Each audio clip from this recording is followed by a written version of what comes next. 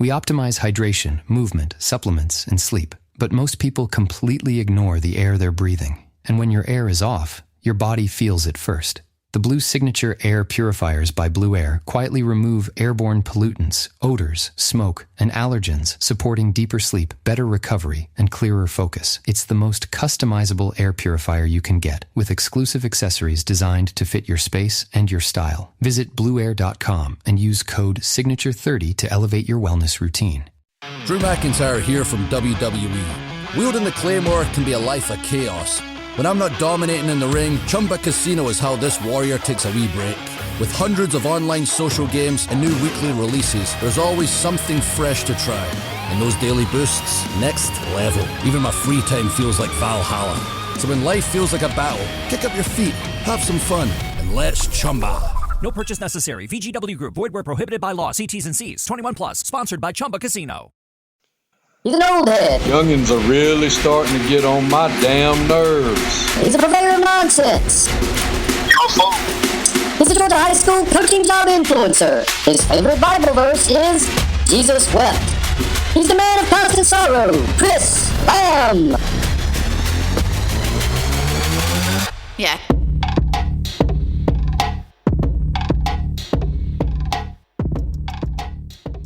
Sun Coaches is proud to partner with Titan Sports for the next 4 seasons on Sun Coaches podcast. Titan GPS delivers technological superiority and improved player performance through wearable GPS made for high school football and strength and conditioning. From speed training to athlete recruit to workload enhancement, Titan is the easy-to-use yet comprehensive GPS tool to get it done. There's no minimum to get started, and Titan will walk you through every step to success. Message us on X at Titan Sensor to learn more and get in touch. Welcome to Sun Coaches Podcast, Season 4, and today got a special guest with me. I've known Coach Kelley for, Coach, 30 years? At least 30. Yeah, it's been a long time, but the head coach of Glascock County Panthers, Coach Chris Kelley, thanks for being on with me. Glad to be with you. Well, me and Chris met when I was in college at Augusta State University or Augusta College or whatever it was called when we were there. A million different names. He was a baseball player at Augusta State, probably the greatest athlete to ever come out of Glascock County. He won't say it, but I'll say it. I don't know about that, but but good to have you on, man. We met, and he's just always been one of my favorite guys. He's never changed. He still looks the same. He's freakishly athletic. You told me the other day, you asked me about my golf game, and I shared this with one of my coaching buddies today at work. I said, yeah, I'm going to talk to Chris Kelley at Glascock tomorrow. And man said he ain't touched a golf club since football season started, 6 months or so, and shot a 81, and he was not happy about it. And he was like, what? And I was like, yeah, he's that athletic. He can just do it. Well, I wish it used to come a lot easier. I'm getting too old for it now, I guess. I can't bounce back like I used to. Well, your story is a little bit different than everybody else in that you started your career at Glascock, right? I did. I actually, whenever I was finishing up at Augusta, I got done playing baseball, and I was going to have to do my student teaching actually in the fall. I went out to Hepzibah and helped them with spring practice, and I was going to do my student teaching with Bill Navis. I don't know if you remember him. Yeah. But anyway, I helped them with spring practice for 2 weeks, and going into the summer, that was the plan. I was going to help them at Hepzibah and do my student teaching. Well, one of our PE teachers at Glasgow left, and so one of our board members, he had announced all our football games when I was growing up, and he called me and asked me if I wanted to come to Glasgow. And so our superintendent in Augusta worked it out where I could come out here and do my student teaching, and I was able to. I probably shouldn't have been doing some of the stuff I was doing when I first started, but it all worked out. I was able to do my student teaching and started coaching here, and hometown, and I've been here ever since. And been a long journey, and the biggest thing when I came back to Glasgow was I wanted to be better for the people that was behind me. I grew up here, and I knew how hard it was to play here, and everybody knows about the losing streak, which that's been broken by somebody, thank God. So I don't have to hear that as much anymore. But well, people need to know that you grew up when you graduated in '93. They had football in the '70s, and then they didn't have it. That's right. It started back in. I graduated actually in '94.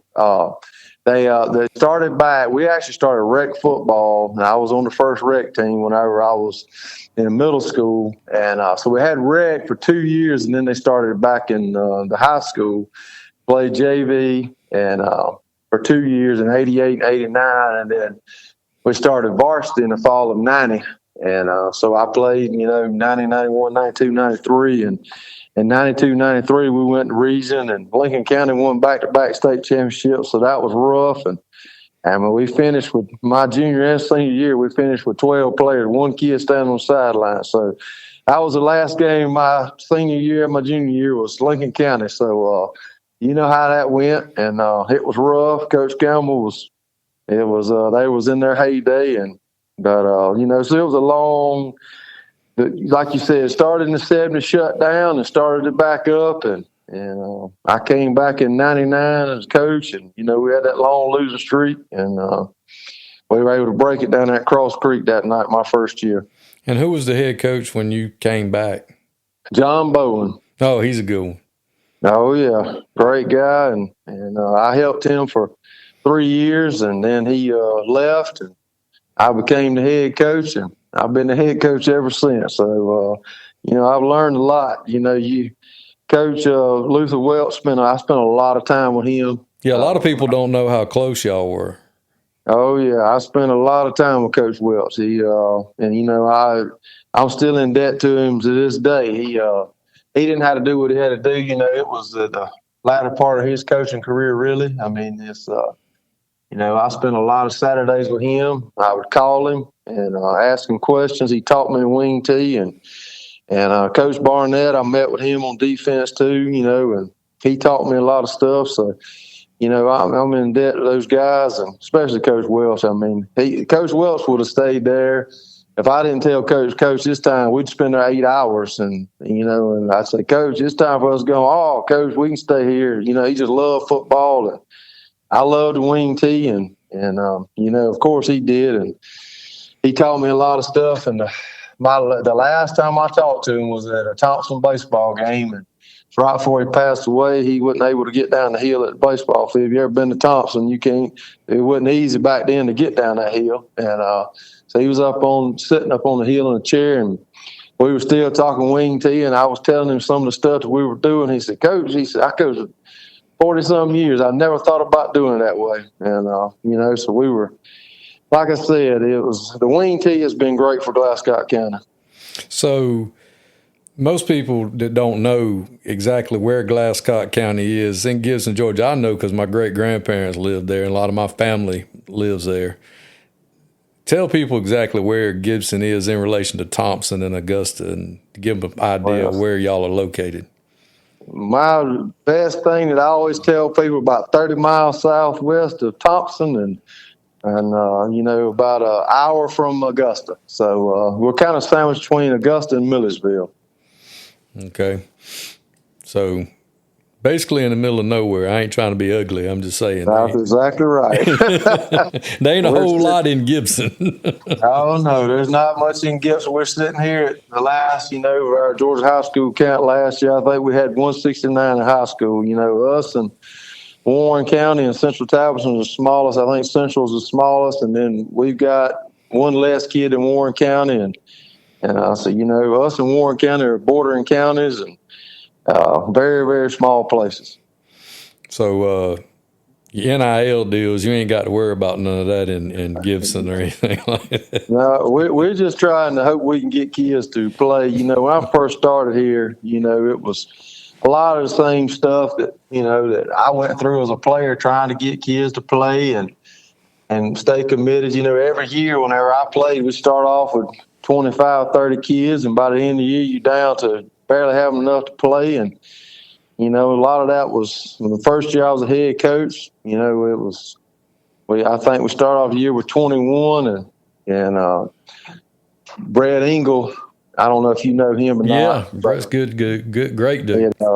Fruitland had a very good football team, and he was at Wheeler County then. I'm sorry, and we only had, I think, 15 or 16 kids, and that was healthy, and they were a state playoff team that year. And I called him. I said, Coach, I don't even know if we can make it through the game. I said, we're so beat up. There's 15 or 16. We're still just. And he said, Coach, we get up by a couple scores, we're gonna pull the starters out, and he did. And I always appreciated that. And he taught me a lot. And that's what I try to do when we playing somebody that we get the upper hand on. I try to do the best I can to take care of people, because the little people, sometimes they just fighting to put a team on the field. Right. And I know non-region has always been, something that Glascock's had to do in the past just to, get through it. So talk about that a little bit, about how hard it is to get a non-region schedule together this day and time. Well, we've been able to play region the last few years, and so I hadn't had to deal with it, but I'm probably the most resident expert on it. I did it so long, and it became a big problem when you had power rankings. People would play you,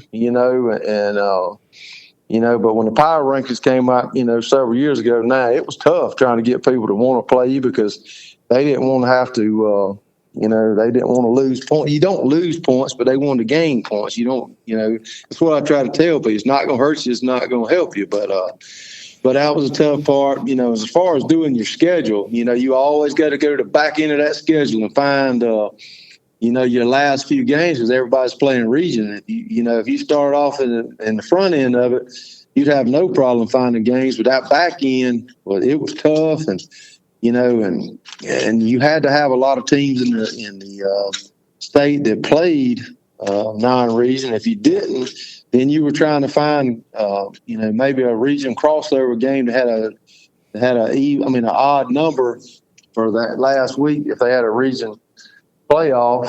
And we've done that a few times, and we'd match up with different regions and their last place team. And Tyler Reddick here from 2311 Racing. Victory Lane? Yeah, it's even better with Chumba by my side. Race to ChumbaCasino.com. Let's Chumba. No purchase necessary. VGW Group. Void where prohibited by law. See T&Cs. 21 plus. Sponsored by Chumba Casino. And it was always a battle. Scheduling, since we went back to a region schedule, is way easier. I tell everybody now, this is a piece of cake. When you're trying to find a non-region schedule in football, it can be very, very difficult. And then you got to ride 2 or 3 hours at minimum to find somebody to play. And we went down to Early County, in the playoffs this year. And, I used to be used to them 4-hour rides. Now I'm not used to it anymore. But, back then that was just commonplace. We get on a charter bus and we take off, go to Towns County, or, there's no telling where we would go. We might be in Atlanta one week and Towns the next, or we may be down in South Georgia. We went to Cook County before, and we went to Lanier. We've been somewhere. I've been to about every place in this state playing football. And I know at a little place like Glascock, you wear a lot of hats. You've also been the head baseball coach, probably head girls, but you've coached everything down there, hadn't you? I've about done help with everything we have here. Currently right now, my son's in middle school, and so he plays everything. I help with, just like this year, I'd run varsity practice, and then middle school started out to varsity, and I'd get home by 8:30 every night. And right now we're doing middle school basketball, and after Christmas, I'll be helping with middle school baseball. And, after I do weightlifting after school, so, my daughter just graduated last year. She's playing softball at Presbyterian now. And we have junior pro, which is 3rd, 4th, and 5th grade. We started out when she was in the 5th grade with football and basketball and softball. And so I took those girls that were in her class and 2 grades below her, and we started softball and played little private schools. And it helped develop our program. And, our girls, it was a long story. I feel like we should have won state championship last year, but we came up short. But those same girls are the ones I started with when they were in elementary school. So I was very proud of them. They finished state runner-up last year, and a little place like this, we'd never played in a state championship game. So, I look at the competitive balance points, little Glascock, we're 25th, the last 2 years, as far as D2. And, that's something I'm proud of, that our kids are at a little bit of place able to compete. And we're not at the bottom of the barrel anymore. But you were the head baseball coach for a good while there too, weren't you? When I first started coaching, I did I was assistant coach for 2 years, and then for 3 years. And I was going to do it the first year I was a head coach, football. And then it was just too much trying to do, because we didn't have as much weightlifting in school as we do now. And so I was trying to juggle both of them, and it was just too tough on me. And to try to run a good program for football. And then I got out of baseball, and then I went back, been as the head coach, got back out of it, went back, so it's a revolving door, and who's to say I won't be doing it again? So, I've been involved in baseball here 3 times, and, typically we usually have a pretty good baseball program. I always have. And, I think we got some kids coming up that's we'll be able to compete at the state level in a few years. Well, let's talk about that a little bit, because you played and we coached against each other. I was a community coach at Aquinas when I first got started, and we got to coach against each other. And when you were Glascock, and then we got to coach against some freaking baseball legends. I mean, Billy Bill at Lincoln County and Gary Couch at GMC, and I worked for Mike Laney, who, without him, Aquinas wouldn't even had a baseball program to speak of.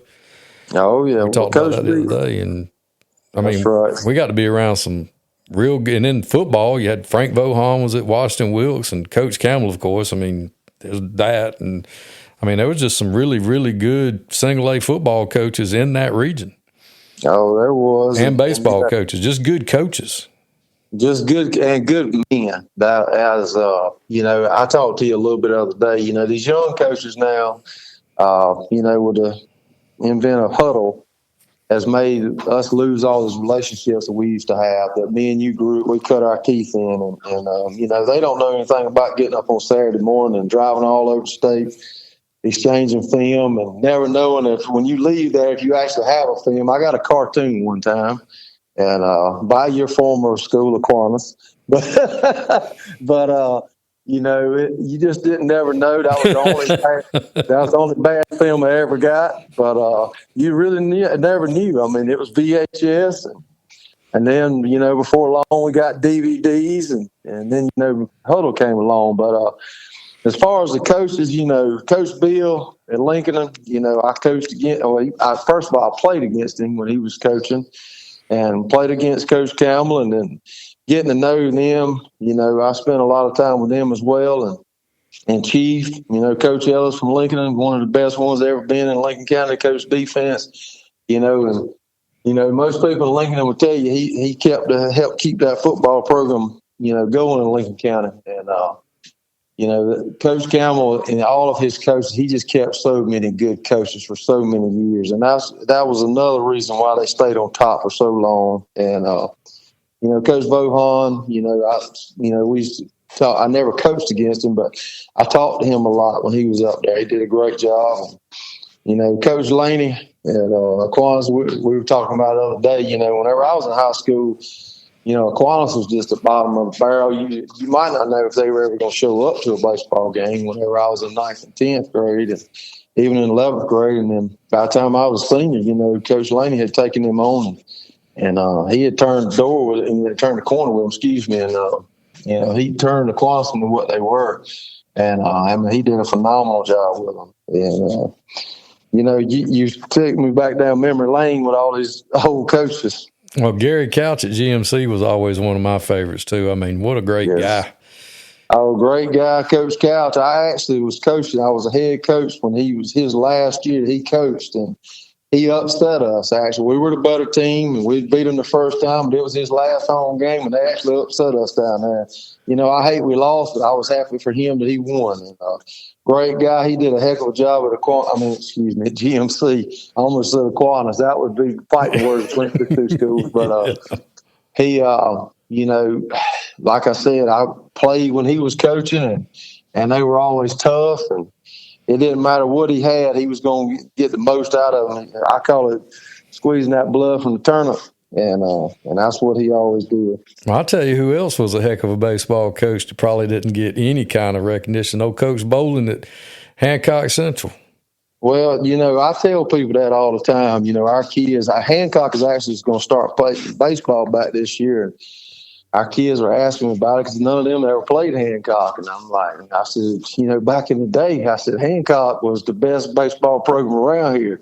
I said, and they were like, really? I said, I'm telling you. I said, thought about Coach Bowling. I actually coached against him whenever he was going out. And, of course, he didn't have the talent he used to have, but he was still a competitor, a great baseball coach. Yeah, I remember when you'd go play at Hancock at their city field or their rec field or whatever, and you ran uphill to first and second base and you ran downhill. That's another thing that guys don't understand. That region we were in, you played at some places. Oh, yes, you better believe it. You play at Warren County, and the left fielder, you couldn't see him but from the waist up. Oh, yeah, well, that's... You played at some fields that were a little sketchy. You played at Hancock before they built their new facility that wasn't even a 100-yard field. I've told people that and had no juke joint down there in the one end zone, and people call me a lie. I'm like, no, I swear the field wasn't 100 yards. You get past the 50, they stop, and they'd reset the chains. You turn around and go about the other way. And they're like, you lying? I'm like, no, I swear. It was in downtown Sparta. It happened. Oh, yeah. Well, it's just like our football field. When the last time you came here, you had that big old crown in it, and you'd run off the sideline, you'd fall off in the hole, In 2010, we started plans to redo it, and in 2011 we redid it and shifted it over a little bit, and the hole's still there, but you got to go way out of bounds before you fall off in the hole. Well, I remember y'all have black goalposts, and I remember also in one of the end zones that right when you tipped, if you tapped your toes down inbounds and took a step, you was on asphalt in the parking lot. That's right. We shifted the field.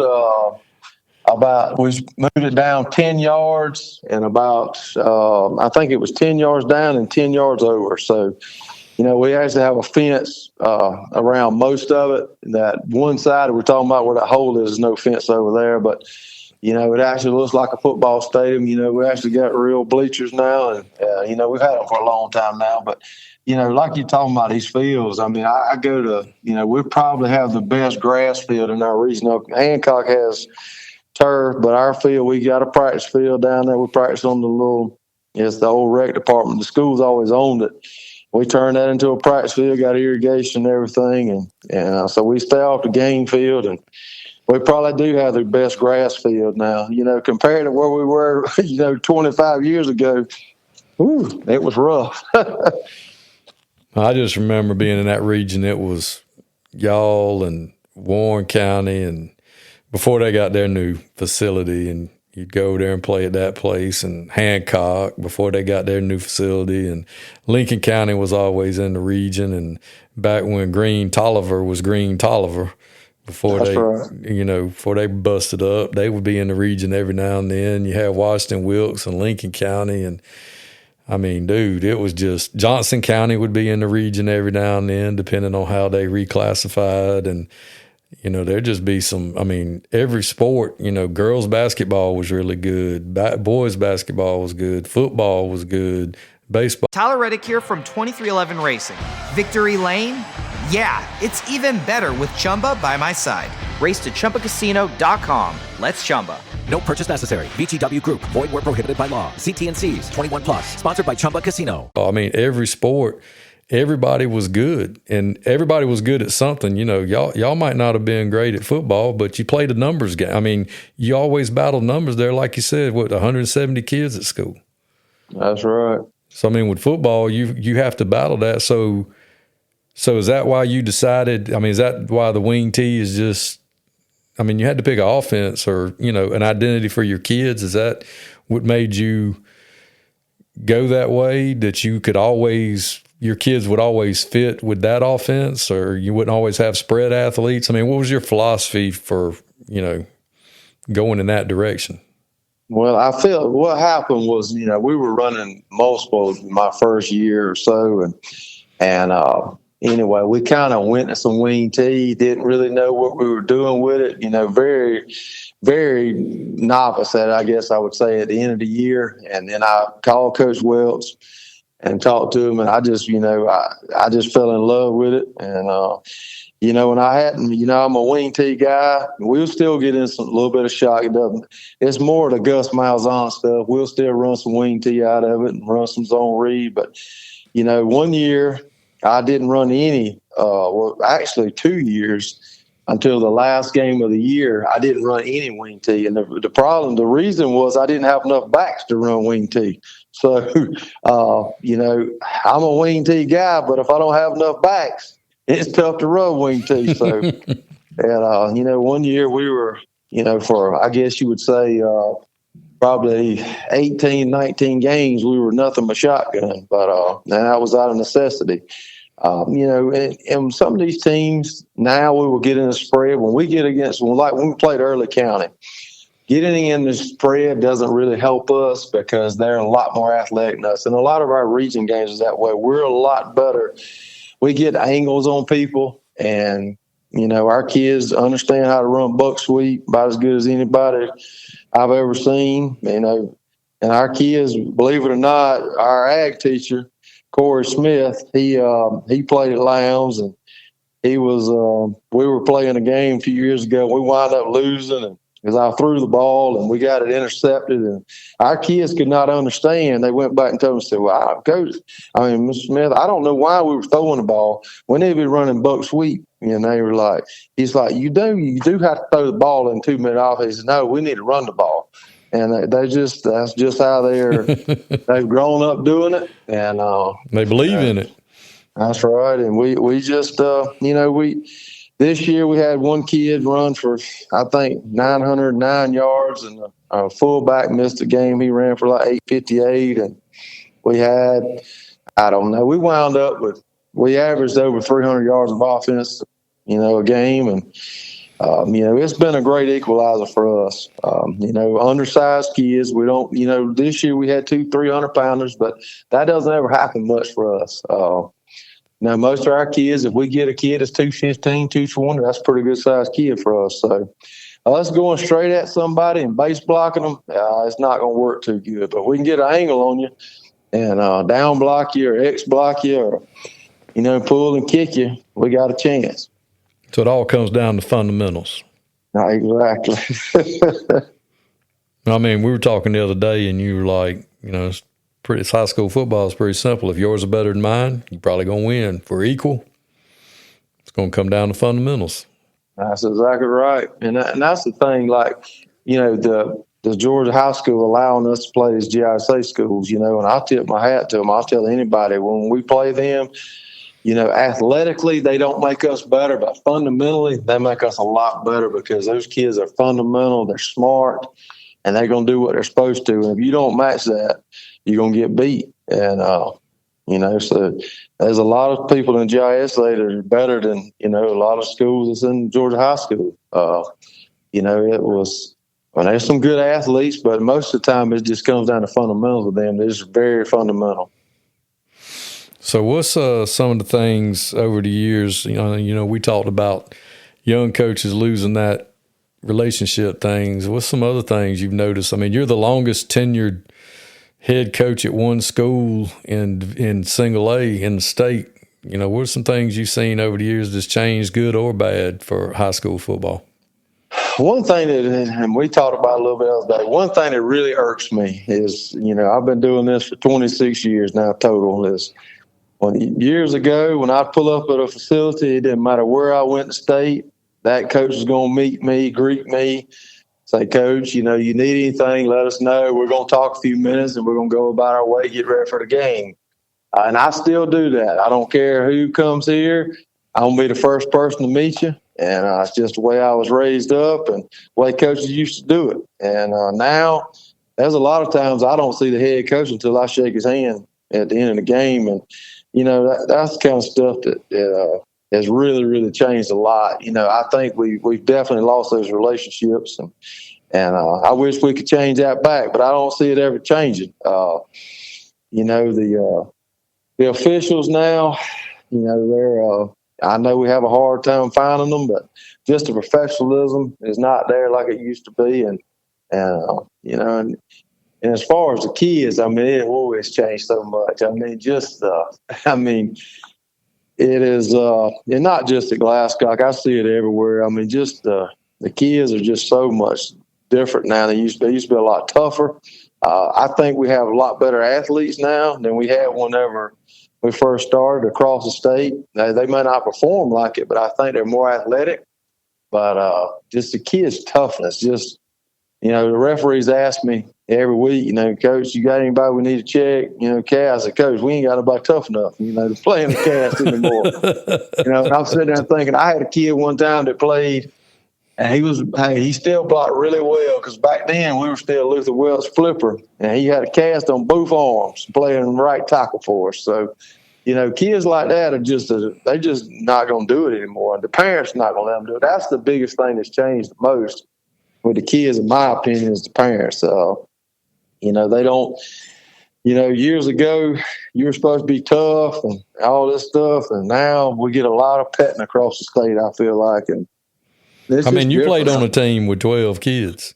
Could you imagine your mom and dad telling you can't get out there and play? No, hey, listen, your job at Glascock, and that, before I played, they were playing JV, and then whenever I played for 4 years, and after I graduated and went off to college, the one thing that Glascock always hung their hat on, even when I first started coaching here, was, you may be better than us, but we're going to be tough, and we're never going to quit. And, and I can say that no matter how bad, even through that long losing streak, I feel like our kids were some of the toughest in the state. I mean, they had to be. I mean, you took a straight beating. I mean, you were undersized, and now, I mean, these kids, if we had 12 now, we wouldn't finish. I mean, it's just the way, the nature of the beast. We're just not tough enough, and that's not just here. I feel like we're way tougher than some schools we play, but we're nothing on the toughness level compared to what was when I first started. Just a societal issue. Oh, yes. Now, as far as commitment, I mean, our kids is way different now than it was when I first started. I mean, it was back whenever I first got back here. I mean, it's like pulling teeth trying to get kids to play and get them to practice. And, we still fight some of that with some of the young ones, but your older ones, they're going to pretty much be there. The young ones, you have to get after them, and we had to do bear crawls and stuff and missing practice. It don't take long to start breaking them of that. But, that has changed a lot. You showing up and you got to try to make a practice plan, and you got this one out. And, seriously, we used to have kids whenever bird season came in September. If you don't think about it, on the Labor Day, they were going to be shooting birds. I mean, you were going to be fighting that. And they stood you. If somebody had some birds, they allowed to miss practice. When I first started, they go shoot birds, and deer season, same way. We used to fight that every year. When deer season came in, somebody quitting or skipping practice to go deer hunting. So, we moved past all that, but, that's been a long time, but I was just sitting here thinking about it, and I used to have to fight that, and a lot of people may think I'm crazy when I say that, but that's the truth. Well, it's good to hear, it's good for other people across the state to hear, because other people live in, suburban areas and metro areas that talk about the stuff they fight with kids and their distraction and everything else, and think that it's just them. And, I can say this because, like I said, you knew where my great-grandparents lived. They lived in the little project duplexes in downtown Gibson. And, that's right. And I know where I've been there. And we used to have the family reunions over there through the woods from behind the stadium at the community center. And up from the old softball field down there where the baseball used to play down there. Right. Not at the softball field, but there was the baseball field was down there. at the bottom of the hill. And anyway, I know where it's at. It's in the middle of nowhere, y'all. I mean, when he talks about they bird hunting and deer hunting, there ain't much else to do. There ain't nothing else to do. They ain't got no Walmart. How far y'all got to drive to get to Walmart? Thompson? Thompson or either Sandersville. It's you 30 miles either way. So there you go. I mean, that's that, and you fighting distractions just like everybody else. The one thing I would say that has changed a lot with our kids do venture out more now than they used to. I mean, I'll be honest with you. When we used to go to Atlanta, I mean, when we get on charter bus and go to a ball game up there, that was the first time a lot of our kids ever been to Atlanta. You know, and you really sit back and you think about it, you know, how in this world is this kid 15, 16, 17 years old? He's never been to Atlanta, but we've had a lot of them that was like that years ago. And, once they get out of their element, boy, they were in a bad way. Yeah, going to Augusta was a big deal. Oh, yeah. I mean, I grew up here. I can tell you, going to Augusta, that was a treat to go to Augusta, go to the mall or something. You just didn't do that. You went once every now and then. Yeah, it's just hard for people to understand, you know, how different it is to try to build what you've built in Glascock, being so small year after year. And I think one of the things that's probably helped Chris is that now you're starting to get into, you got to be close to where my daddy played. I mean, you got to be coaching some of your buddies' kids. Oh, I've got some. There's a lot of and that's got to help. I mean, that's got to help. That's got to help. See, I've got one that graduated. He graduated. It was one of my former teammates. His son graduated. I think it was. Let me get my years ago. I think it was 8 years ago. So I'm well past that. You know, a lot of these kids, I coached their dad, or either I taught their mama, you know, and so, I mean, it's coming full circle, and everybody always told me that, and if I stayed here long enough, you know, that I would do that. Coach Campbell told me that. You know, at that time, you know, you're young, you don't even think about that, but, you know, I know a lot, and we've had some people move in that I don't know as well as I used to, but, you know, we've got a lot of people here that, like I said, I mean, there's a lot of kids over there. I can tell you who their mom and daddy. I taught them, and you know, so it's good to see them when I do see them. But you know, you stay somewhere 26 years, even though we're small. I've taught a lot of kids. So you made the playoffs this year for the second year in a row. That's a huge deal. Oh, it's huge for us. You know, we feel like you know, this year going into the year, we felt like you know, of course, the first goal was to get to the playoffs, but the second one was to try to host a playoff game. And you know, Wilson County, we just shot ourselves in the foot. You know, long story, but we wound up losing 34-32. Hancock, you know, we lost it right at the end of the game. And, you know, Johnson County won our region, you know, and then 6 minutes left to go in the second quarter, we had the lead on them, you know. So we're knocking on the door. You know, we're losing some good seniors. We lost some good ones last year.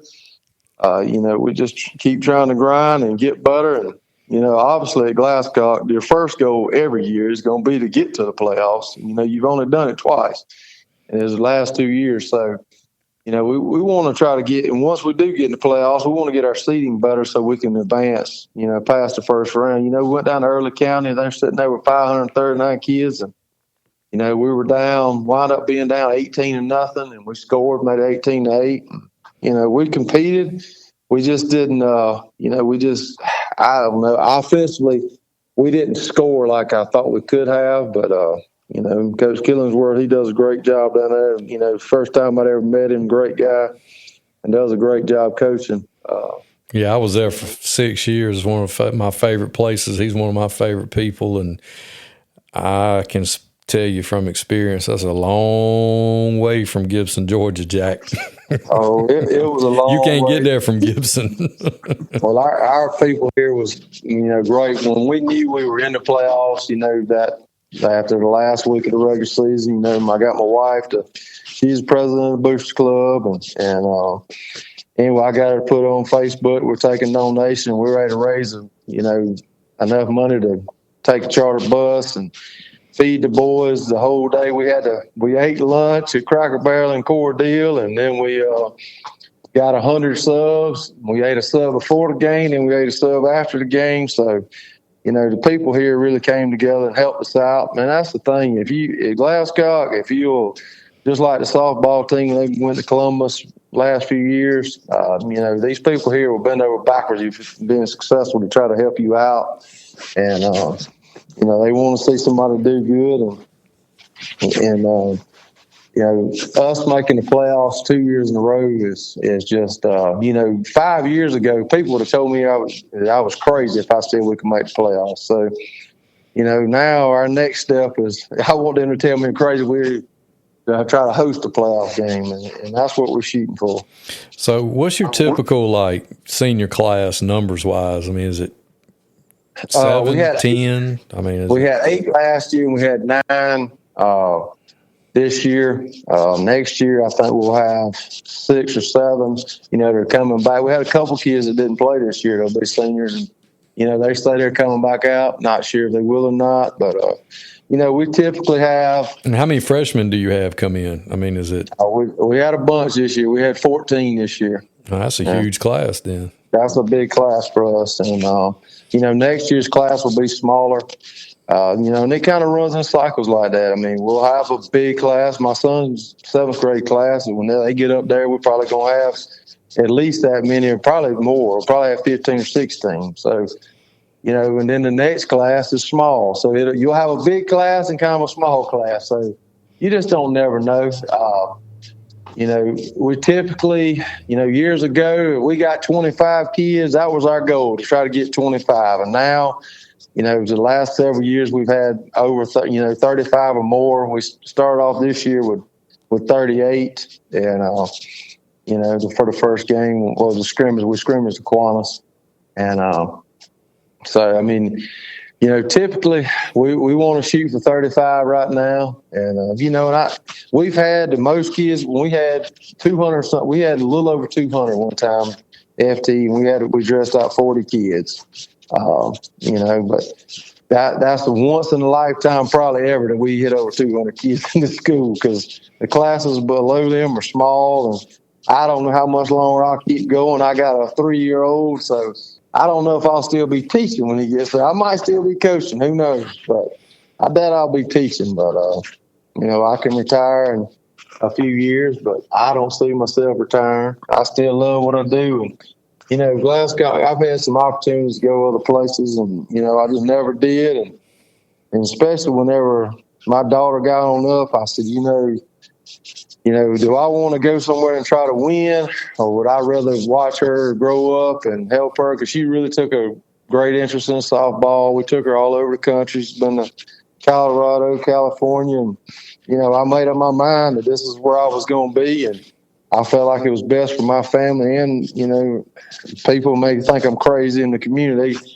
Coach Wells told me you coach somewhere, you're going to make 10% of the people mad. And he said, if you stay there very long, you're going to make everybody mad. So I haven't made them mad a lot. So, but, I felt this is the best thing. A lot of the coaching in Glascock is more of a calling for me, because I just felt like this is what I was led to do to help this place. Because I played here, and I knew how bad it was, and we didn't have nothing. I mean, we had the worst equipment you could ever see in your life. And, now our kids are spoiled. I mean, every one of them's got they got a speed flex, and they got $300 shoulder pads, and we just spent $16,000 on uniforms this past year, on jerseys, and then we got just some replacement pants, but we didn't replace all them. But so they're spoiled compared to what it was when I played. I mean, we just played whatever we had,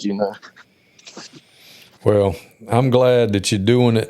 I'm glad that you're spoiling them kids and taking care of your alma mater. And I'm so glad to call you friend, and proud of the job you done there. And just glad that you got to tell your story to everybody, because, most people, they just hear Glascock and think of the losing streak, and, don't understand what you go through and what it's like to coach there. And what kind of man takes over that program and does what you do, to do that. And I really wanted you to come, and I'm so glad you agreed to come on and do the podcast with me, because, it takes all kinds in this state and across the country to give kids the opportunity to get out and play, whether it's girls softball or football or whatever the sport is, because they deserve the opportunity. That's exactly right. I can tell you this: if every coach should have to coach at a place like Glascock one time for about 3 years, and they'd get a great appreciation for anywhere they could coach at. It just comes down to a numbers thing and athleticism. A Glascock team is probably not going to be more athletic than you in anything. And numbers, of course, we've talked about the numbers. So, it is a uphill battle. I have coached, even right now, I got 2 guys that work at the school to help me coach, and then I got 2 of my former players, they're community coaches. But, pretty much it's me that comes up with a defensive game plan, offensive. I pretty much run everything, on a daily basis. And that's, you're talking about this young generation. They have no idea. That's old school football when you had 2 coaches and they were doing everything with 50 players. Everybody thinks now that it's nice to have 10 coaches, but in the old days, you know how it was. There was 2 or 3 coaches coaching one team. There wasn't 10 coaches. And I'm still just like that. I just come up here on a Sunday by myself to start with, and then the other coaches show up a few hours later, and we go over what we're going to do. And it's tough. So I would say I'm still coaching old school compared, like back in the 70s. But and I'm not getting any younger, so it's a lot harder. But it's tough. You got to keep up with a lot in your mind that people don't even realize that you got to do. Well, I'm glad you're doing it. I appreciate you being on, and can't wait to see y'all host a playoff game next year. Oh, we're going to shoot for it. That's the goal. Well, thanks, Coach. I appreciate you. Thank you, sir. Tyler Reddick here from 2311 Racing. Another checkered flag for the books. Time to celebrate with Chumba. Jump in at ChumbaCasino.com. Let's Chumba. No purchase necessary. VGW Group. Void where prohibited by law. See T&Cs. 21 plus. Sponsored by Chumba Casino. When you manage procurement for multiple facilities, every order matters. But when it's for a hospital system, they matter even more. Grainger gets it and knows there's no time for managing multiple suppliers and no room for shipping delays. That's why Grainger offers millions of products in fast, dependable delivery, so you can keep your facility stocked, safe, and running smoothly. Call 1-800-GRAINGER, click Grainger.com, or just stop by. Grainger, for the ones who get it done.